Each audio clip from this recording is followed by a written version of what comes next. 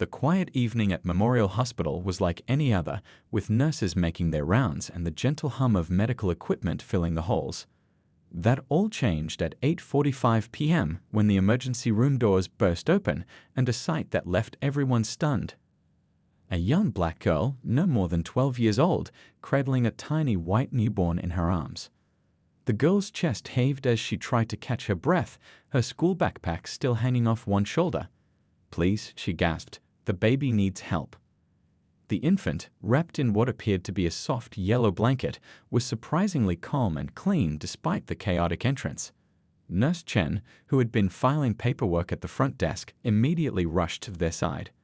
Her experienced eyes took in the unusual scene, the girl's protective stance, the way she held the baby with surprising skill, and most notably, the striking contrast between them. The young girl's dark hands trembled slightly as she cradled the fair-skinned infant. "I'm Keisha," the girl said, her voice stronger now, but still laced with worry. I couldn't just leave the baby."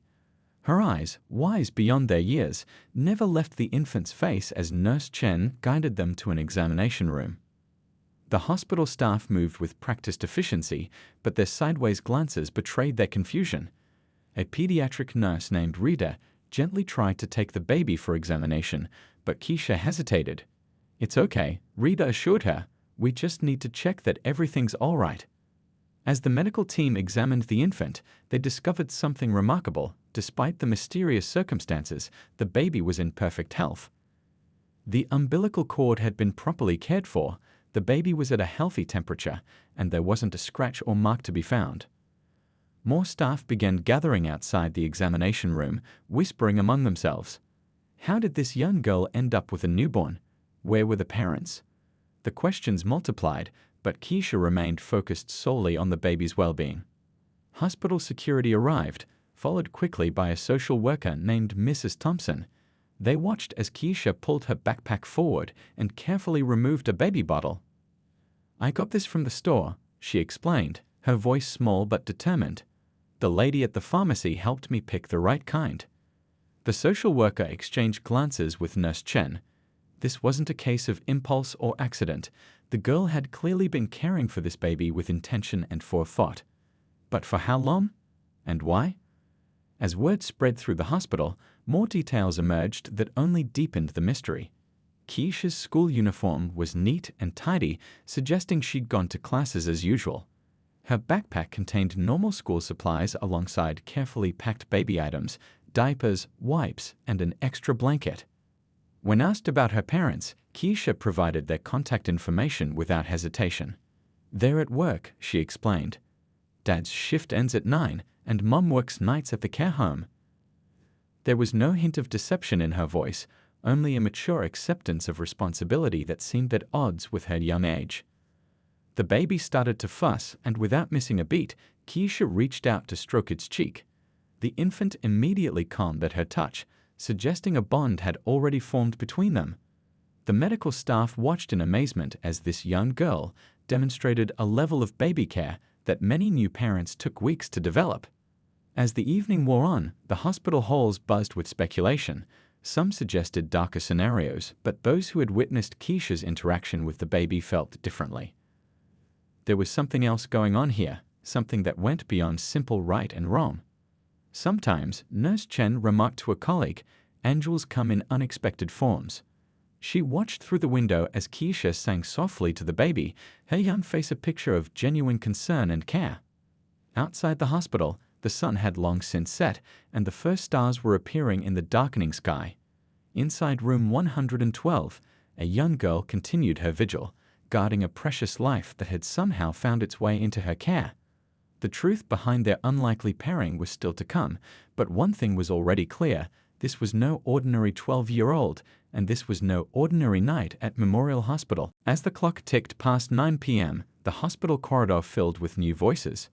Hospital security stood near the examination room door while Mrs. Thompson, the social worker, sat with Keisha inside.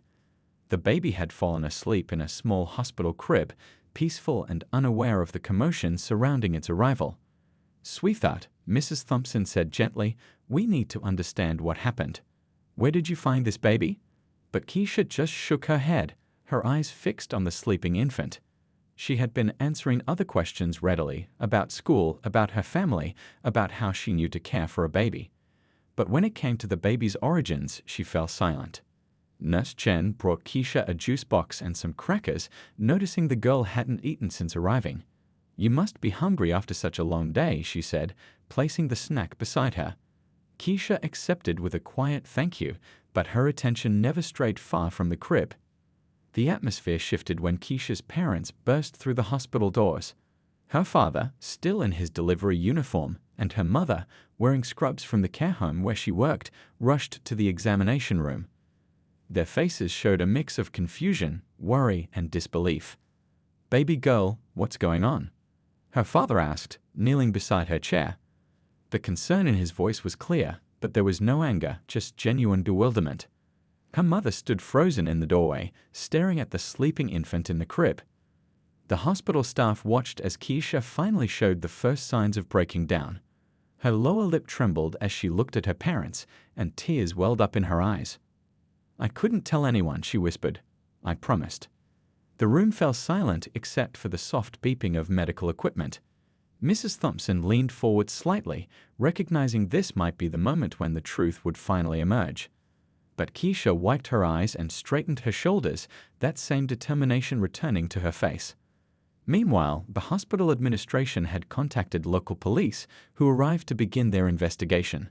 Detective Lee, a kind-faced woman with gentle eyes, took charge of the case. She approached the situation with careful consideration, aware that this was no ordinary case of child abandonment. The detective noticed something interesting as she observed Keisha. The girl's backpack contained a small notebook, and when it fell open, pages of carefully written notes were visible: feeding times, diaper changes, and even the baby's reactions to different formulas. This wasn't impulsive behavior, this was planned care. Outside the room, hospital staff shared what they knew. The baby, estimated to be just 5 days old, showed signs of excellent care. There were no indications of neglect or abuse. In fact, everything pointed to someone who knew exactly what they were doing, which made it all the more puzzling coming from a 12-year-old. Keisha's parents spoke with Detective Lee in the hallway, their voices low but clearly distressed. "She's always been mature for her age," her mother explained. "She helps at the care home sometimes, reading to the elderly residents. But this is something else entirely." Her father added, "She's been acting a bit different lately, more secretive. We thought it was just normal preteen stuff, you know." He ran his hand over his face, trying to make sense of it all. "She's been spending more time in our apartment building's laundry room, saying she was studying there because it was quiet." The police began checking security cameras in the hospital parking lot, tracing backward to figure out how Keisha had arrived. They'd found footage of her walking in, carrying the baby with surprising confidence, but the trail seemed to go cold after that. As midnight approached, the baby woke for a feeding. Without hesitation, Keisha showed the nurses exactly how the infant preferred to be held, which formula worked best, and even the specific burping technique that soothed it. The medical staff exchanged glances. This level of knowledge couldn't have come from nowhere. Mrs. Thompson made another attempt to understand. "Keisha, you're not in trouble, but we need to help this baby find its family. They must be very worried." For the first time, Keisha looked uncertain. She glanced at her parents, then back at the baby, as if weighing a heavy decision. The night shift was beginning, bringing new staff members who were quickly caught up in the mystery. The story had spread through the hospital, the young girl who appeared with the baby, showing wisdom far beyond her years, keeping a secret that seemed to weigh heavily on her small shoulders. Detective Lee received a call that would change everything. Security footage had been found from a different location, and what it showed would begin to unravel the mystery. But for now, in that quiet hospital room, Keisha continued her vigilant watch over the sleeping infant, holding on to a truth that would soon leave everyone speechless. The breaking point came just after midnight, in that quiet hour when truth often finds its voice. Keisha sat in the hospital room, exhausted but still alert, watching the gentle rise and fall of the baby's chest. The social worker, Mrs. Thompson, had brought her a warm blanket and stayed close by, sensing that the young girl was finally ready to share her story. "I found the baby 5 days ago," Keisha whispered, her voice barely audible above the hospital's night sounds. behind our apartment building near the dumpsters. She looked up at her parents, who had refused to leave her side, their faces showing a mix of relief at finally hearing the truth and shock at its contents. The story spilled out like water from a broken dam. Keisha had been taking out the trash after dinner when she heard it, a soft whimper that didn't sound quite human. At first, she thought it might be a kitten. But there, tucked behind the dumpster in a cardboard box lined with a thin blanket, was a newborn baby. I knew I should tell someone right away. Keisha continued, twisting the hem of her school uniform. But then I saw the note. She reached into her backpack and pulled out a crumpled piece of paper, handling it as carefully as if it were made of glass. Detective Lee accepted the note with gloved hands. Written in shaky handwriting were the words, "Please help my baby. I'll come back in 1 week. I just need time. Please don't call the police." The room fell silent as the weight of this responsibility settled over everyone present. A 12-year-old girl had found herself carrying a secret that would overwhelm most adults. Instead of panicking, she had risen to the challenge in an extraordinary way. Keisha explained how she used her savings to buy baby supplies. She had studied infant care videos online and even borrowed a book about newborns from the library. The laundry room visits her parents had noticed were actually her designated feeding and changing times for the baby. "I kept the baby in the storage room next to the laundry room," she explained. "Nobody ever goes in there, and I made sure it was clean and warm." Her voice grew stronger as she described how she'd created a safe space using old blankets and cushions. Nurse Chen, who had stayed past her shift to hear the story, marveled at Keisha's ingenuity. The girl had set alarms on her phone for feeding times, even during school hours. She would rush home during lunch break to check on the baby and had convinced the building's maintenance man that she was working on a secret art project in the storage room. "But why didn't you tell anyone?" her mother asked softly, holding her daughter's hand. "Why carry this burden alone?" Keisha's eyes filled with tears. "The note said the mother would come back in a week. That's tomorrow. I thought if I could just keep the baby safe until then." She looked at the sleeping infant. "I didn't want the baby to end up lost in the system." The mother sounded so scared. Detective Lee shared a look with Mrs. Thompson. They had seen many cases of abandoned babies, but never one cared for like this.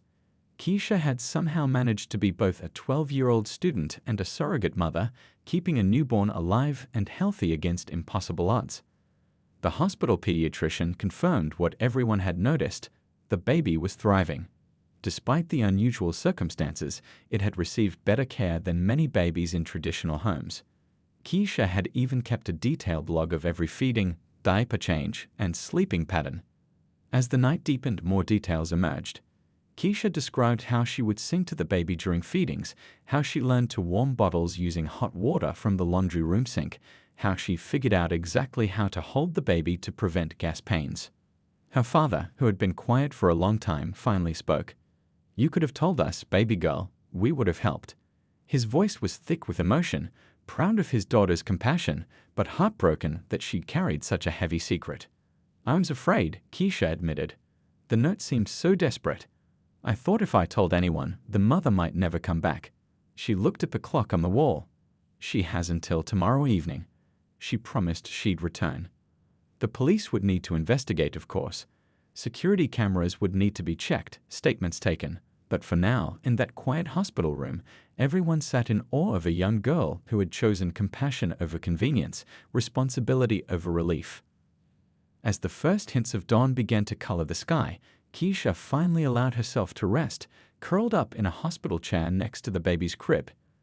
She had carried a secret bigger than herself for 5 long days, and now that the truth was out, she could finally share the weight. As morning light filtered through the hospital windows, Detective Lee and her team began their careful investigation. The apartment complex where Keisha lived became the center of their attention, with officers carefully reviewing security footage from every possible angle. The building's cameras had caught something interesting. 5 nights ago, around 9 p.m., a young woman in a hooded jacket had hurried behind the building. The footage showed her carrying something close to her chest, and when she left a few minutes later, her arms were empty and she was wiping her eyes. The maintenance man, Mr. Chen, remembered seeing someone that night but hadn't thought much of it. People sometimes cut through behind the building, he explained to the detectives. But now that you mention it, she seemed upset. I was locking up for the night and almost went to check on her, but she ran off before I could. Meanwhile, at the hospital, Keisha finally slept soundly in a proper bed that the nurses had arranged for her. Her parents took turns staying with her, still processing everything their daughter had managed to do in secret. The baby remained in the same room, as the medical staff had noticed it became fussy when moved too far from Keisha. Detective Lee's team made an interesting discovery in the storage room where Keisha had kept the baby. She had created a remarkable makeshift nursery using items she'd carefully collected. A clean cardboard box padded with fresh blankets served as a crib. She'd found a way to warm the room using a small space heater borrowed from the laundry room, positioning it safely away from anything flammable. "Look at this," one officer said, holding up a notebook. Inside were detailed schedules, feeding times, and even little notes about the baby's preferences. This kid wasn't just keeping the baby alive, she was giving it proper care. The investigation expanded to nearby stores. At the local pharmacy, the elderly pharmacist remembered Keisha well. Such a polite young girl, she recalled. She asked very specific questions about formula types and baby care. I thought she was helping an older sister or cousin. She took notes on everything I told her. Security footage from various shops showed Keisha making careful purchases over several days: diapers, wipes, formula, and baby clothes. She had spent her savings wisely, buying only what was necessary and always using cash to avoid leaving a trail. Back at the hospital, Mrs. Thompson sat with Keisha's parents, helping them understand the legal aspects of the situation. "Your daughter's actions, while coming from a place of compassion, have actually given us valuable time," she explained. "The baby has been well cared for while we locate the mother, rather than being left alone or in worse circumstances." The police investigation revealed more details about the night the baby was left. Several residents remembered hearing a car with a distinctive engine sound idling behind the building that night. One neighbor had seen a rideshare vehicle pulling away around the same time. By mid-afternoon, Detective Lee had compiled a timeline. The baby had been left on a Thursday night, wrapped carefully in clean blankets with a bottle of formula and the note. Keisha had found it less than an hour later, likely saving the infant from exposure to the cool night air. The detective was particularly impressed by Keisha's careful planning. She had used her knowledge from helping at her mother's care home to understand the importance of regular schedules. She'd even created a sanitation station in the storage room with hand sanitizer and clean wipes. Local news had picked up the story, though they kept Keisha's identity private due to her age. The community responded with an outpouring of support, amazed by the young girl's dedication and resourcefulness. Many praised her quick thinking and compassionate heart. As evening approached, tension began to build in the hospital room. If the mother's note was true, she would be returning soon to reclaim her baby. Police maintained a gentle presence, not wanting to frighten her away if she appeared, but needing to ensure everyone's safety. Keisha sat by the window, watching people come and go from the hospital parking lot. Each time someone new appeared, she would lean forward slightly, wondering if this would be the mother she had never met, but whose trust she had kept for 5 long days. The baby slept peacefully nearby, unaware of the activity surrounding its story. Officers continued their investigation, following leads and checking surveillance footage, while hospital staff prepared for whatever might happen next. As the sun began to set, casting long shadows across the hospital room, everyone waited. Would the mother return as promised? The answer would soon change everything, but for now, they could only watch and wait, all of them bound together by the remarkable actions of one brave 12-year-old girl. The breakthrough came just as the sun was setting. A young woman walked into the hospital, her steps hesitant but determined. She wore a college sweatshirt and carried a small backpack, looking no more than 19 years old. Her eyes were red from crying, and her hands shook as she approached the front desk. "I'm here about the baby," she said softly, her voice trembling. "The one that was brought in last night. I'm the mother." The front desk nurse immediately alerted Detective Lee, who arrived within minutes. The young woman introduced herself as Amy, a second-year nursing student at the local university. As they moved to a private room, her story began to unfold. "I was so scared," Amy explained, wiping tears from her eyes. I had hidden the pregnancy from everyone. My parents, they have such high expectations. I'm the first in our family to go to college. Her words came out in rushes, like she'd been holding them back for too long. Detective Lee listened carefully as Amy described her struggle with postpartum depression and overwhelming fear. She had convinced herself that leaving the baby where someone would find it quickly was the best solution. I chose that spot because I'd seen the girl, Keisha, taking out trash there before. She always seemed so responsible, so kind to everyone in the building. Meanwhile, upstairs in the hospital room, Keisha sat with her parents, unaware that the mother had arrived. The baby had just finished a feeding, and Keisha was gently patting its back, showing her mother the burping technique she'd perfected over the past 5 days. When Mrs. Thompson entered the room with news of Amy's arrival, Keisha's face showed a mix of emotions, relief, worry, and a touch of sadness. Is she okay? Were her first words, showing concern for the mother she'd never met but somehow understood. The meeting between Amy and Keisha was arranged carefully. Amy entered the room slowly, her eyes immediately filling with tears at the sight of her baby being so tenderly cared for by the young girl. You kept your promise, Keisha said simply, looking at Amy with understanding beyond her years. Amy broke down completely then, moving to kneel beside Keisha's chair. Thank you, she sobbed. Thank you for taking care of my baby when I couldn't. The baby, hearing its mother's voice, turned slightly, causing both Amy and Keisha to smile through their tears. The story Amy shared was one of isolation and fear. She had managed to hide her pregnancy using loose clothes and limited social contact. When the baby came, she had delivered alone in her dormitory bathroom during a holiday weekend when most students were away. I read about safe haven laws, Amy explained to the room of listeners. But I was so scared of being judged, of disappointing everyone. I thought if I could just have a week to figure things out. She looked at Keisha with gratitude. I never imagined someone would care for my baby so perfectly. Keisha's parents, who had been struggling to understand their daughter's actions, began to see the situation differently.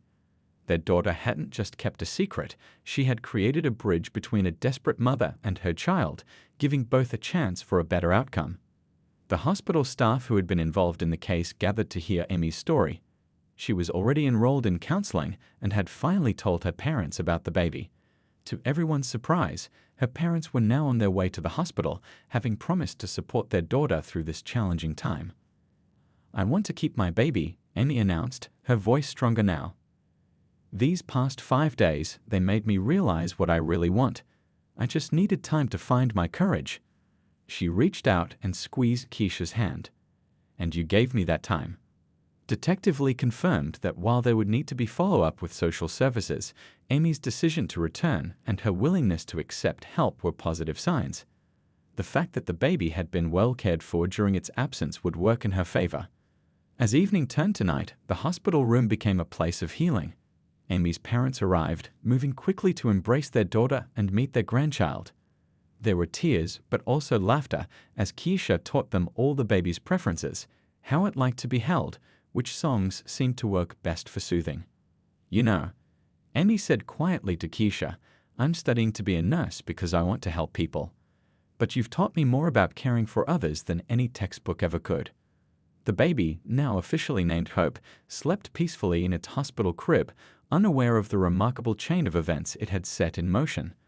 A desperate choice had led to an unexpected connection, proving that sometimes the most profound wisdom can come from the most unexpected sources. As the story of Keisha and baby Hope spread through the hospital, it was time for the young girl to share her own perspective. Sitting in a comfortable chair with her parents beside her, Keisha finally explained the details of her remarkable 5-day journey.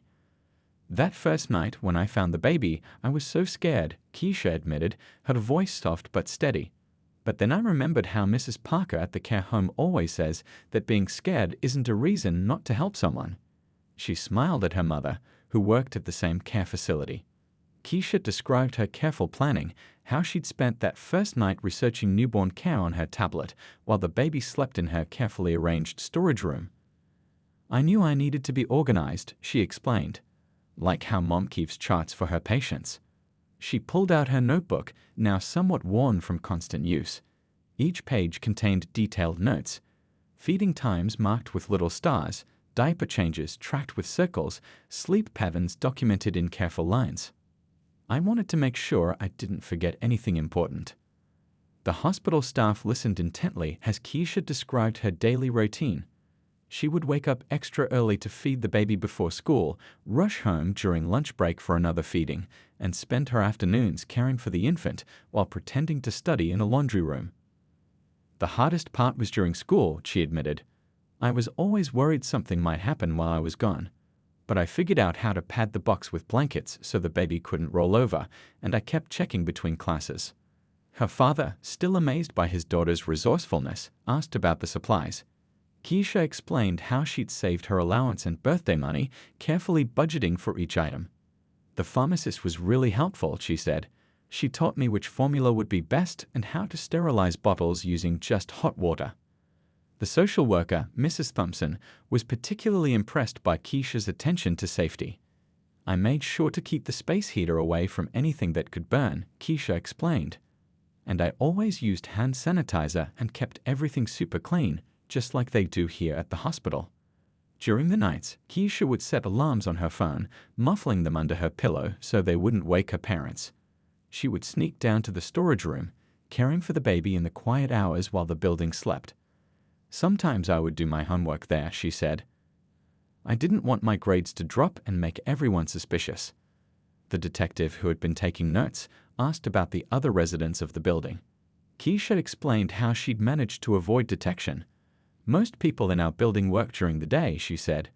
And I found out that the storage room walls are really thick. You can barely hear anything from outside. She had even created a backup plan in case of emergency. I wrote down important phone numbers and kept them with the baby, she explained. And I had a letter explaining everything just in case something happened to me. The hospital pediatrician shook his head in amazement. You managed to provide better care than some trained adults, he told her. The baby's weight gain and overall health are excellent. Keisha blushed at the praise but remained modest. I just did what needed to be done, she said. I kept thinking about the mother, how scared she must have been. I wanted her to know her baby was okay when she came back. As she spoke about those 5 days, it became clear that Keisha had grown in ways no one could have predicted. She had faced adult decisions and responsibilities while still attending middle school, managing to balance both worlds with remarkable grace. The nurses who had initially been suspicious of her arrival now looked at her with deep respect. One of them brought her a hot chocolate, saying, "You've got a natural gift for caring, young lady. Don't ever lose that." Amy, who had been listening quietly, finally spoke up. "You didn't just take care of my baby," she said softly. "You took care of me too, even though you didn't know me. You kept faith that I would come back when everyone else might have given up." As evening settled over the hospital, Keisha looked tired but content.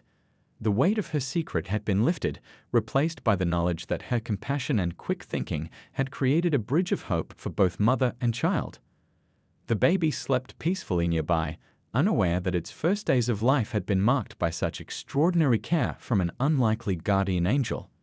Tomorrow would bring new challenges, but for now, everyone in that hospital room understood they had witnessed something remarkable, the pure, unflinching courage of a child's heart. In the days that followed, the remarkable story of Keisha and baby Hope brought unexpected changes to everyone involved. The hospital, which had seen countless stories unfold within its walls, had never witnessed anything quite like this. Baby Hope was placed in temporary foster care while Amy worked with social services to create a stable environment. Her parents, who had initially been shocked by the situation, transformed their surprise into unwavering support. They helped Amy move out of the dormitory and into their home, converting their home office into a nursery. "We were wrong to make her feel she couldn't come to us," Amy's mother admitted during a meeting with social workers. "But we're going to make it right." They enrolled in grandparenting classes at the hospital, determined to help their daughter and granddaughter thrive. The story caught the attention of local media, though they respectfully kept Keisha's identity private due to her age. The coverage focused on the importance of safe haven laws and community support for young mothers in crisis. Amy bravely shared her story, hoping it would help others in similar situations find the courage to seek help. Keisha's life changed too. The hospital board, impressed by her extraordinary care and judgment, created a special youth volunteer program in her honor. The Keisha Initiative, as they called it, would train young people interested in healthcare and compassionate community service. Sometimes the youngest among us can teach the most powerful lessons, the hospital director announced during the program's launch. Keisha sat in the audience, her parents beaming proudly beside her. She had shown that age doesn't determine one's capacity for wisdom and care. The apartment building's storage room, once a secret nursery, was transformed into a community reading space for children. Mr. Chen, the maintenance man, installed proper lighting and comfortable chairs. "This room has seen kindness," he said. "It should keep spreading that kindness." Amy began her path to motherhood with determination and support. She continued her nursing studies, now with a deeper understanding of patient care thanks to Keisha's example. Her professors worked with her to create a flexible schedule, allowing her to balance education and motherhood. The local pharmacy where Keisha had bought supplies created a special fund to help new mothers in need. "Sometimes people just need a little help and understanding," the elderly pharmacist said, remembering how she had guided a determined 12-year-old through baby care basics. Keisha returned to her normal life as a middle school student, but she was changed by the experience. Her teachers noticed a new depth to her classroom contributions, especially during discussions about responsibility and ethics. She started a peer support group at school, helping other students navigate difficult decisions. 1 month after the events at the hospital, Amy brought baby Hope to meet Keisha properly. They sat in the hospital's garden, where Hope reached out to grab Keisha's finger with a tiny hand. "She remembers your voice," Amy said softly, watching their interaction. The social worker who had been involved with the case used it to create new guidelines for handling similar situations. "We learned that compassion sometimes comes in unexpected packages," she wrote in her report, "and that judgment should never overshadow understanding." Keisha's parents started a community support group for families in crisis, turning their daughter's act of kindness into a lasting resource for others. "Our daughter showed us that helping others isn't just about big gestures," her father explained. "Sometimes it's about small acts of care, done consistently and with love." As the seasons changed, baby Hope grew into a happy, healthy infant, surrounded by love from both her mother and extended family. Amy kept in touch with Keisha, sending her updates and photos. They had formed a unique bond, one that bridged age gaps and circumstances through shared compassion. The hospital staff who had witnessed the story unfold would often share it with new colleagues. "Remember the 12-year-old who taught us all about true caring?" they would say. The story became part of the hospital's legacy, a reminder that heroes come in all sizes. Looking back on those 5 extraordinary days, Keisha remained humble about her actions. "I just did what felt right," she would say when asked. But her simple decision to help had created ripples of change throughout her community, showing how one person's compassion could transform many lives. The story of Keisha, Amy, and baby Hope became more than just a remarkable event. It became a testament to the power of understanding, the strength of community, and the wisdom that can come from the most unexpected sources. In the end, it wasn't just about saving a baby, it was about showing how hope and help can appear in the most surprising ways, reminding us all that age is no barrier to making a difference in the world.